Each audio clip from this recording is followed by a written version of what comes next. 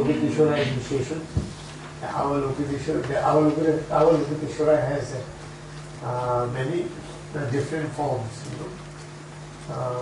So this is this form, a manifestation of Avalokiteshvara is called the lion's roar, the sound of lion, right?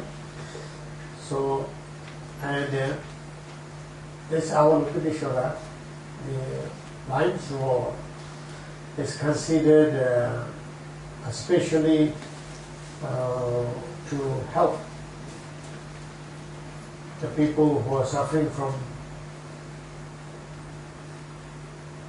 the harmness coming from Nagas and Lord of Earth, the honor of the Lord Earth.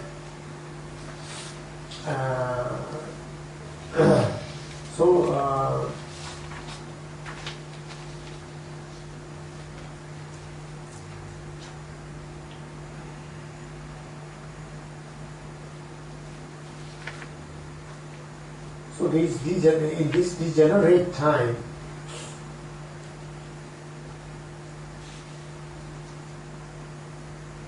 the human beings,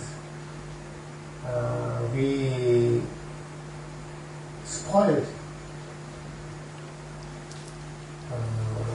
the world, we spoiled the nature, and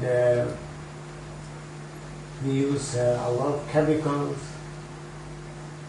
and we throw a lot of wastage to the ocean, into the ocean.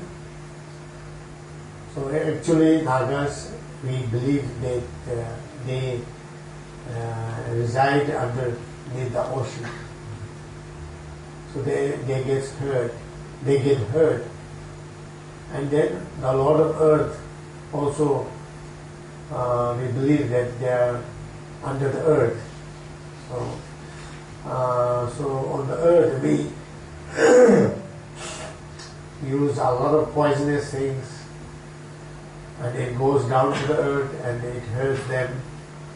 And then when they are suffering, then it reflects on us.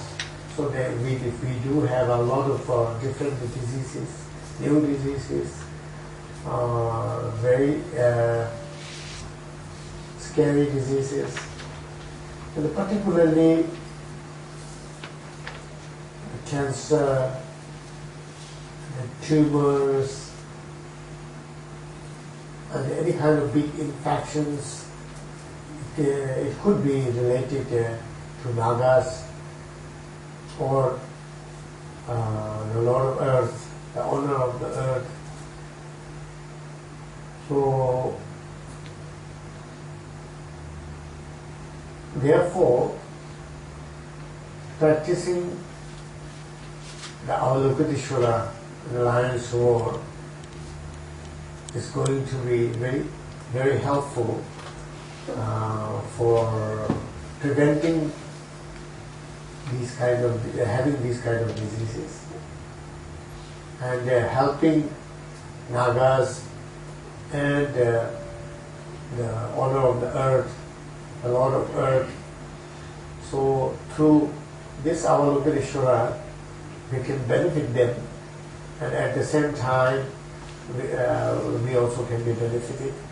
And the ultimate benefit is to be enlightened, as we usually talk about Dharma. So Dharma, whenever we talk about Dharma, whenever we think about Dharma, the ultimate aim should be the liberation or full enlightenment. Because we don't need Dharma just to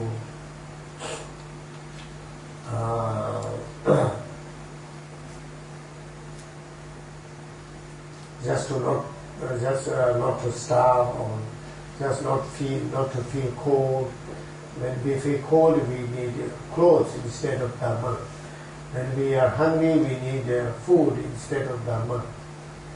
So Dharma is actually meant for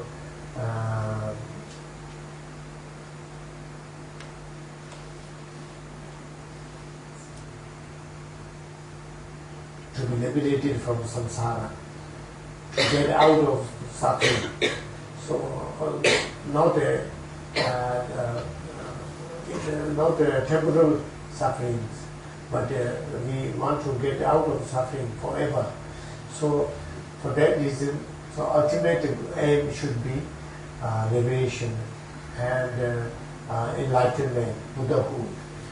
So through practice of Avalokiteshvara, the lion's roar, we must aim ourselves to be liberated, and we must aim to attain Buddhahood.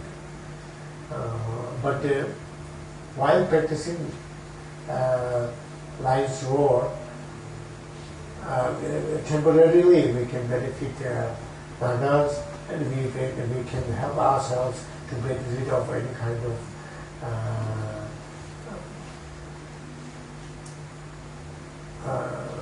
diseases, certain kind of diseases which are very dangerous and life-taking diseases. So if we practice in time, all these diseases can be cured through the practice of Dharma. I have seen in my life that in our area, in our village, there's one monk who suffered from leprosy, and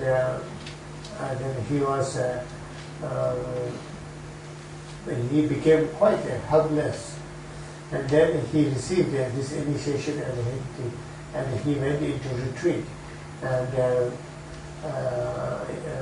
he recited this mantra, and 900,000 he recited this mantra with meditating on Avalokiteshvara, lion's roar. And then when he came out from the retreat, he was completely cured. And after that he lived many more years. So that is there. And in the ancient time also, there are many stories that through this Avalokiteshvara, many people were benefiting. And during Rinchen Zampo's time also, the great translator Rinchen Zampo, he also practiced Avalokiteshvara, the lion's roar, because he had to deal with a lot of Nagas at that time also. So when he came from Tibet and he went to India, Kashmir to study, and while he was coming, 3 times he came to India to study Buddha Dharma. And then while he was returning, one time while he was returning to Tibet, he went through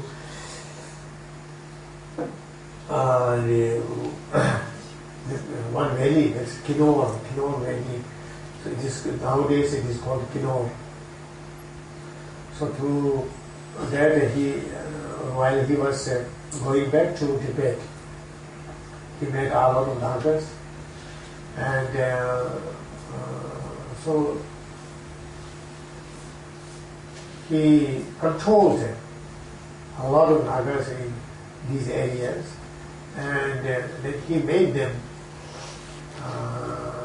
to help the area instead of harming the area. So then these Nagas come under his control, and the Nagas received the teachings from him, and Nagas made a commitment to him that they will follow his teachings, and they themselves were also benefited a lot. So therefore in Kinor Valley, so still those Nagas, many Nagas, are a very good friend of mine too. So we have good relationship still after about 900 years, still they are good. Because the spirits, they have very long life. Long life is thousands of years. They can live thousands of years. And the spirits, they are very faithful. They are not unlike. They are unlike human beings. We are not that faithful. If we see some benefit, we can deceive our friends, even our parents, even our brothers and sisters. But they are not like that. And once they make commitment, they stick to it. So they are like that. This is just a story. So I think, therefore, I think the practice of lion's roar, Avalokiteshvara, is very relevant in degenerate time. These days in the world, it is so. When we can make the Nagas happy, in the text it says, when underneath the water, underneath the ocean, when Nagas are happy, then there will be happiness in the surface of the earth, that is our world. So they both can be happy. So therefore, that is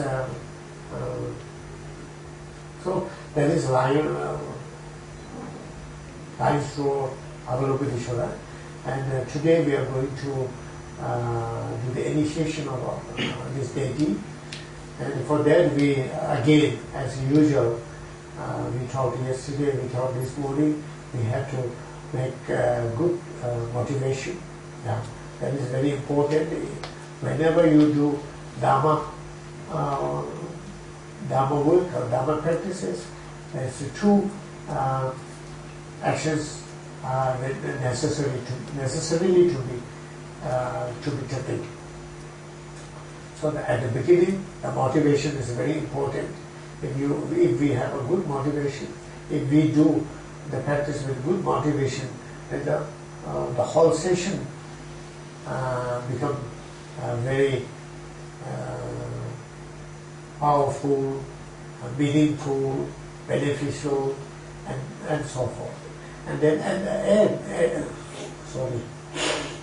end, we must do the dedication, so that the merits that we have accumulated during the session may not be spoiled, may not be wasted in the future, and may be properly utilized. Therefore, so for that we need dedication. So these two things are very important. So we must make good motivation. So the best motivation we can make is to generate bodhicitta mind. So we all must, as usual, we must create a bodhicitta within ourselves. So at least the artificial bodhicitta within ourselves. So we must be mindful in thinking of bodhicitta mind. We must contemplate on bodhicitta. We must feel that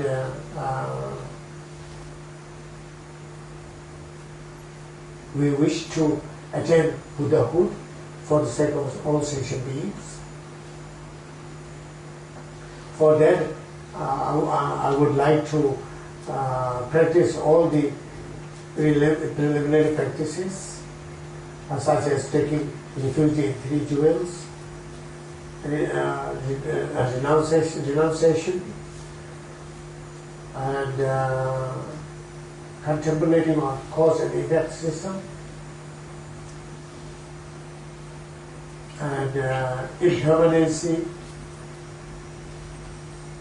and the impermanency of life, our life, present life, and then how precious this human being,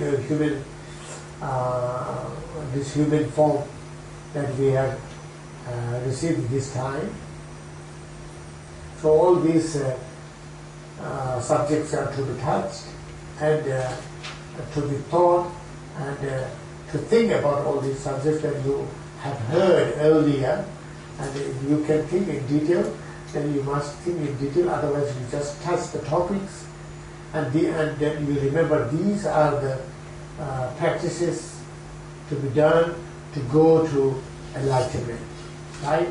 So through these practices I will get to the enlightenment. In other words, there are three teachings, three teachings. So the first is discipline. So morality, discipline is very important. So if we don't have discipline or morality, then there is no hope for better life in the future. So the better life in the future is absolutely dependent upon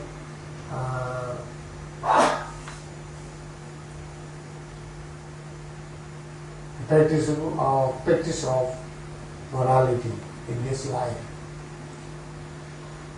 So there are many stages of practicing morality, right? So you should know all of them, not all of them, some of them, and then any one of them, at least we must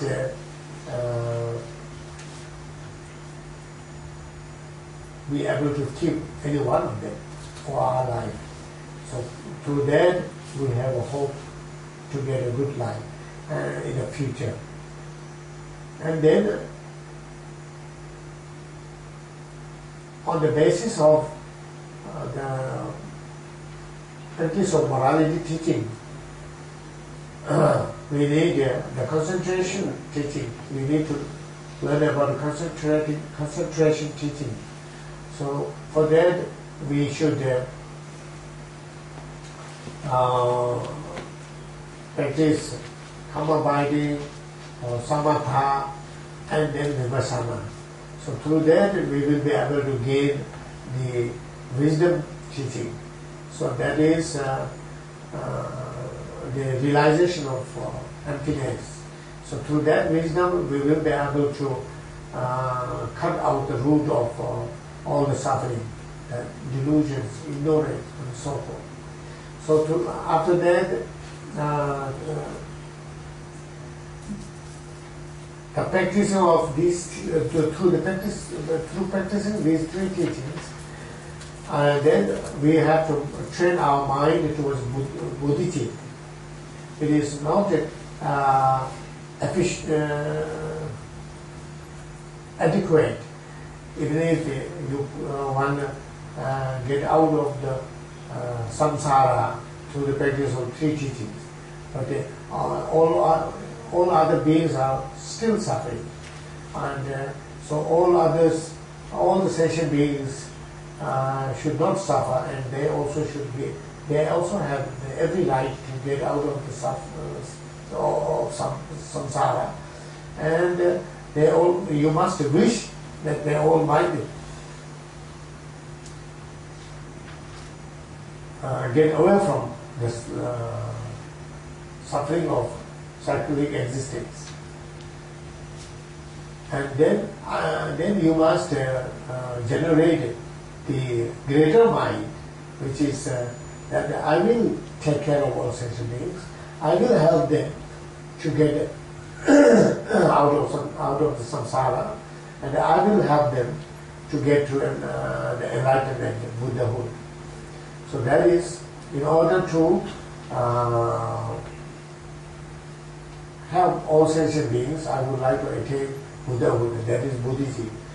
For that I would like to practice Dharma. In order to practice Dharma, I have to have a good health. And so without having a good health, I may not be able to practice Dharma. So I want to be free from all kinds of diseases, particularly dangerous diseases.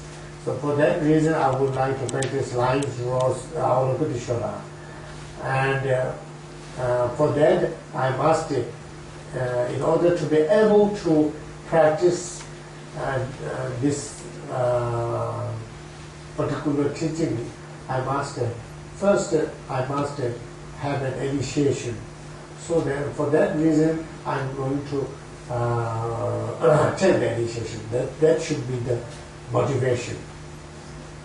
So that is our motivation. And first of all, what I'm going to do is I'm going to perform a ritual, that is to remove obstacles to receive the initiation.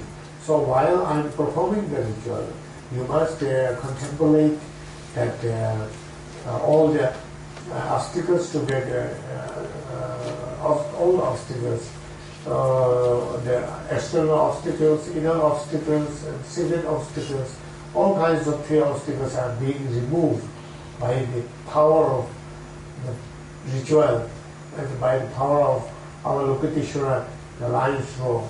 So then you must be mindful in this thought, and then you listen to my ritual.